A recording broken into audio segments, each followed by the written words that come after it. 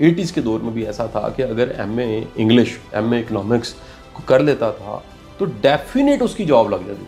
आज का सिस्टम बड़ा आगे चला गया, पुराना सिस्टम जो था वो अच्छा नहीं था। आपकी इत्तला के लिए है वो उस ज़माने के अतबार से बेहतरीन सिस्टम था कि पुरानी पढ़ाइयाँ क्या ही बात थी उनकी। आज हम कहाँ खड़े हुए हैं शाह साहब कि आप देखिए कि वो पर्चा देख के एक दफ़ा पसीना आ जाता है, सच्ची बात ये है। और ये जो पर्चा है सर, ये साइंस का पर्चा है, ठीक है जी, और 5वीं क्लास का पर्चा है, 1945 का पर्चा है। मुमकिन है ऐसा एक MA किया हुआ शख्स वो इस पर्चे को हल ना कर सके या मुकम्मल हल ना कर सके। बिस्मिल्लाहिर्रहमानिर्रहीम, अस्सलाम वालेकुम। मैं उसामा तैयब और मेरे साथ जनाब सैयद कासिम अली शाह साहब।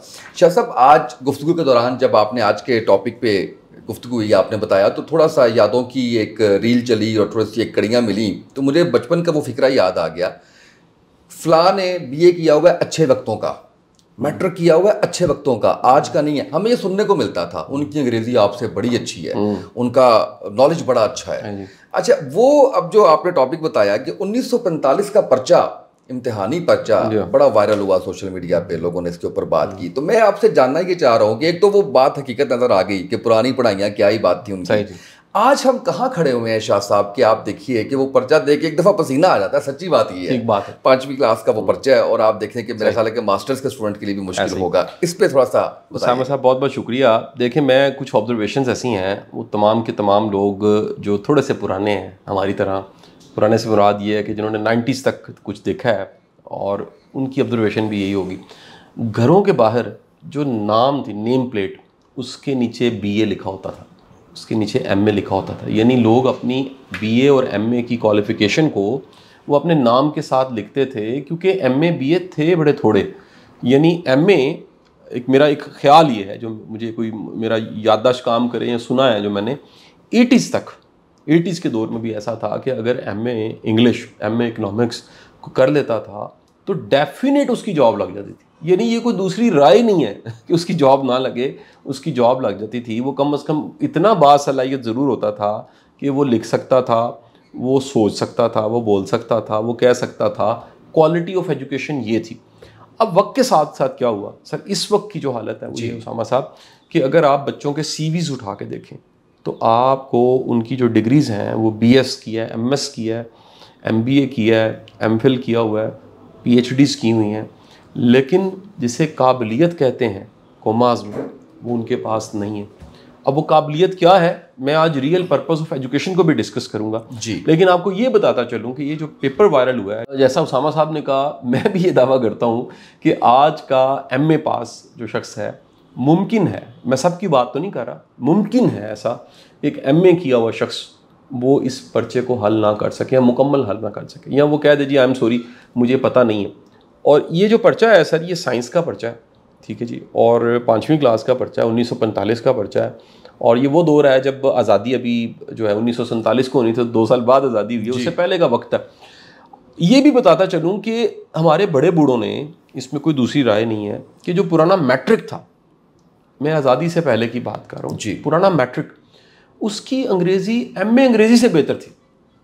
उसका ख़त लिखना, उसका दरख्वास्त लिखना, उसकी जो उर्दू थी, मैं अगेन जर्नल कह रहा हूँ, स्पेसिफिक होके नहीं कह रहा। जी। वजह क्या थी सर? वजह ये थी कि जो कुछ पढ़ाया जाता था उसमें मकसद था। वक्त के साथ साथ जो पढ़ाया जा रहा है और जो डिग्रियाँ मिल रही हैं और जो नंबर आ रहे हैं, उसमें मकसद, नंबर, GPA सब कुछ हो चुका है, मेडल, अचीवमेंट, पहली पोजीशन, सब कुछ हो चुका है। जो असल तालीम का मकसद था वो गायब हो चुका है। अब मैं आपको बताता चलूँ कि अगर इस पर्चे के कुछ सवाल हम पढ़ दें और उसके बाद आगे चलें और मकसद, जो तालीम का मकसद है वो भी बता दें, तो कितना आसान हो जाएगा। अब इसमें एक सवाल है जी, वो सवाल ये है कि आप ये बताइए कि दिन जो है वो छोटा कभी होता है, रात लंबी होती है, कभी जो है वो दिन लंबा होता है और रात छोटी होती है, ऐसा क्यों होता है? अब ये जहन में रखिए, 5वीं क्लास के बच्चे से पूछा जा रहा है, तो ऐसा मुमकिन है किसी स्कूल में, किसी इदारे में साइंस ज़रा अच्छे तरीके से पढ़ाई जा रही हो, लेकिन एक बड़ी मेजॉरिटी उसको सोचना पड़ता है जी, उसको मतलब वो रट्टा लगाने की बजाय वो सोचेगा ज़रूर कि यार ऐसा क्यों होता है कि दिन कभी लंबे होते हैं। और आप जानते हैं कि सूरज की जो गर्दिश है, जो ज़मीन की गर्दिश है सूरज के गिर्द, उसकी वजह से है जी, ठीक है सर। लेकिन हर बंदा इससे आगाह नहीं होगा। तो बेशक कि सिंपल साइंस का क्वेश्चन है, लेकिन आप 5वीं क्लास का उस वक्त का म्यार देख लीजिए। फिर सवाल है जी कि सूरज चांद की तरह अपनी शक्लें क्यों नहीं बदलता। यानी सूरज हमेशा आपको गोल दिखता है, चांद जो है वो छोटा है, पहली का चांद है और 14वीं का चांद है, उसके बाद फिर घटना शुरू हो जाता है। फिर सोचना पड़ रहा है किसी चीज़ से पढ़ के, लेकिन सोचना ज़रूर पड़ रहा है, किताब से भी पढ़ा होगा लेकिन सोचना पड़ रहा है, ऐसा क्यों होता है। यानी ये जो एक हैरत का आंसर है और ये जो वाय है जी, ये इन सवालों में आपको मौजूद नज़र आ रही है। फिर क्या जी कि जो अगला सवाल है कि बाज़ सितारे सूरज से भी बड़े होने के बावजूद छोटे क्यों नज़र आते हैं। ठीक है जी, सूरज के से बड़े सितारे हैं, बड़े बड़े सितारे हैं, गैलेक्सीज में कितने कितने बड़े सितारे हैं, लेकिन वो सूरज से छोटे नज़र आते हैं, रात को चमकते हैं और हम उनको देखते हैं। तो ऐसा क्यों है, फिर सोचना पड़ता है, और जो सोचता है वो सोचता ही रह जाता है। अल्लाह की कायनात पे गौर खोज करके वो सोचता ही रह जाता है। ये गौर खोज करना बाज़ उलमा कहते हैं और बाज़ मुफस्सरीन कहते हैं कुरान पाक में 700 से ज़्यादा दफ़ा गौर खोज का हुक्म है कि तुम देखते नहीं मेरी कायनात को और तुम अकल नहीं करते। अकल वालों के लिए निशानी है। और तुम देखते नहीं है कि कैसे बारिश बरसती है, तुम देखते नहीं हो कि कैसे वादियाँ हैं, तुम देखते नहीं हो कैसे दरिया बह रहे हैं, तुम देखते नहीं हो कैसे बुखारात बनते हैं और कैसे बादल बन जाते हैं, सहाब बन जाते हैं। तो जो अल्लाह की शान है हम्दो सना, उसके साथ साथ बार बार गौर खोज करना, गौर खोज करना, सोचना, तदब्बुर करना, तफक्कुर करना, ये कुरान का मजमून है और ये आपको इस पर्चे में नज़र आएगा। अच्छा, फिर जनाबे वाला तूल अर्ज बल्द के फ़ायदे लिखें। उसके बाद जो मुख्तसर नोट हैं वो है कुतुबनुमा पे कंपास क्या होता है, उसके बाद खुर्दबीन जो है वो किस काम आती है, और उसके लिए कोई असाइनमेंट भी है छोटी मोटी, कोई प्रैक्टिकल का काम भी दिया हुआ है। मैं असल में बताना चाह रहा हूँ कि ये जो हम हमेशा कोसते हैं कि जी आज का सिस्टम बड़ा आगे चला गया, पुराना सिस्टम जो था वो अच्छा नहीं था, आपकी इत्तला के लिए अर्ज़ है वो उस ज़माने के अतबार से बेहतरीन सिस्टम था और वक्त के साथ साथ वो अपग्रेड होता रहा। जी, आप लाख कहते रहे लॉर्ड मैकॉले के जो है ना जी, वो कई तरह के प्रॉब्लम्स भी उसकी वजह से रहे, लेकिन ये आप मानिए कि उस ज़माने में कम से कम तालीम का म्यार ये था। ये भी एक पूरी हिस्ट्री है उसामा साहब की। 33 नंबर वाला पास क्यों होता है सर? उन्होंने ऐसे महसूस करवाना शुरू किया कि यार इनका IQ बड़ा कम। ऐसा नहीं है, जितने ज़हीन लोग आपको इंडो पाक के मिलेंगे, हमारी बेल्ट के मिलेंगे, दुनिया में कहीं नहीं मिलेंगे आपको। ऐसा कोई कमाल, कोई जेनेटिक्स का फैक्ट है यहाँ पर कि जहानत इंतहा की है, मकसद नहीं है। अब आ जाते हैं कि उस तालीम के निज़ाम में जो मकसद होना चाहिए शायद तब ज़्यादा था, मैं ये कहता हूँ आइडियल नहीं था, तब ज़्यादा था, अब नहीं है। वो तालीम का क्या मकसद होना चाहिए, मैं यहाँ पर 6 मकासद बयान करना चाहूँगा।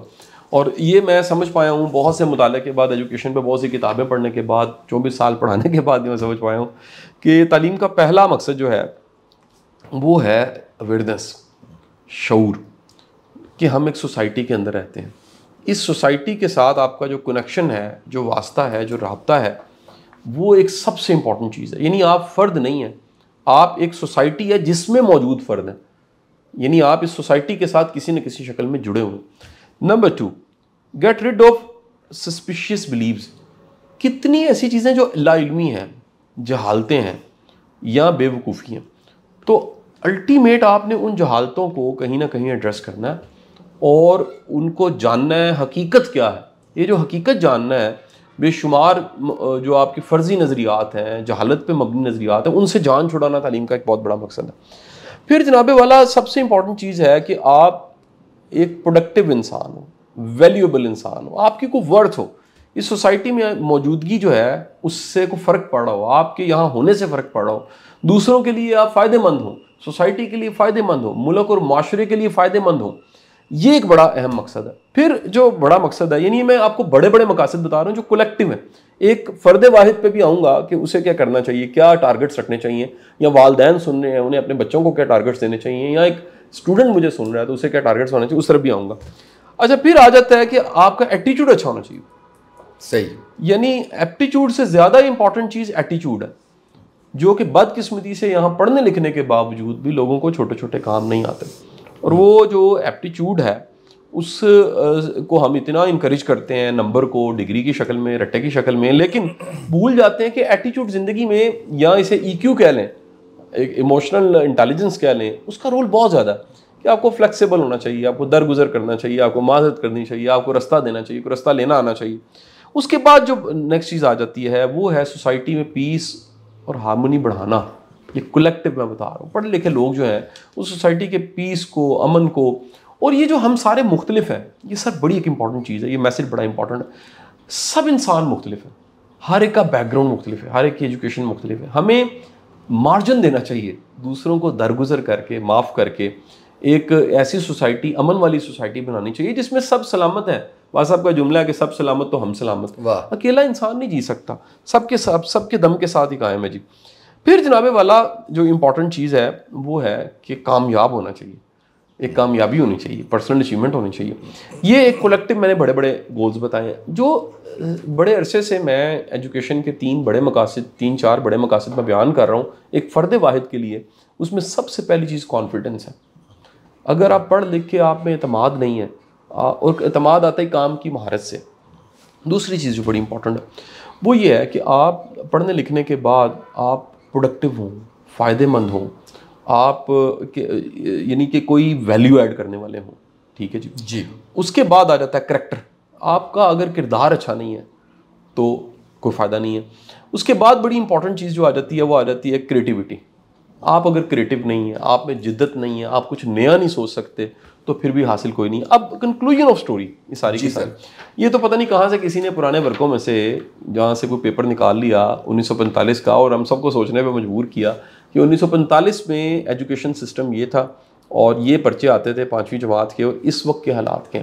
मैं ओवरऑल ये भी एक बात कर दूँ, आपका एजुकेशन सिस्टम भी ख़राब है और उस खराबियों में बड़ी खराबी एग्जामिनेशन सिस्टम की। हम बच्चे की याददाश्त, रट्टा, ये सब कुछ चेक कर रहे हैं। हम बच्चे की असल काबिलियत को मैयर करने के हमने टूल ही नहीं बनाए हुए। अल्लाह करे कि मौका मिले आपको और हमें, हम सबको, कि ज़रा किसी बाहर की बड़ी यूनिवर्सिटी से पढ़ के आए। हमारे जितने दोस्त बाहर से पढ़ के आए हैं वो ये बताते हैं कि वहाँ पर एग्जामिनेशन सिस्टम भी डिफरेंट है, वहाँ की एक्टिविटीज़ डिफरेंट है, असाइनमेंट बेस्ड सारे काम है और उससे बंदे में क्रिएटिविटी भी बढ़ती है, उसका करैक्टर भी जो है वो सामने आता है, उसकी कॉर्नरशिप भी बढ़ती है, उसकी रिस्पॉन्सिबिलिटी का भी पता लगता है और सबसे बढ़ के वो सोसाइटी के लिए एक मुफीद शहरी भी बन जाता है। तो ये पर्चा मेरा ख्याल है हमें इस तरह का गुआचा पुराना पर्चा अगर अचानक मिल गया है तो हमें जगाने के लिए मिला है कि हम जागें और इस तालीम के निज़ाम को बेहतर कर सकें। बहुत शुक्रिया शाह साहब आपका, आपने जो मकासद बयान किए हैं मैं ये समझता हूँ कि अगर हम वाकई इन मकासद को अपना एक मकसद बना लें तालीम के हवाले से तो मेरा ख्याल है कि कामयाबी वाकई कदम चूमेगी। आज के इस प्रोग्राम से इतना ही, इजाज़त दीजिए, अल्लाह हाफ़िज़।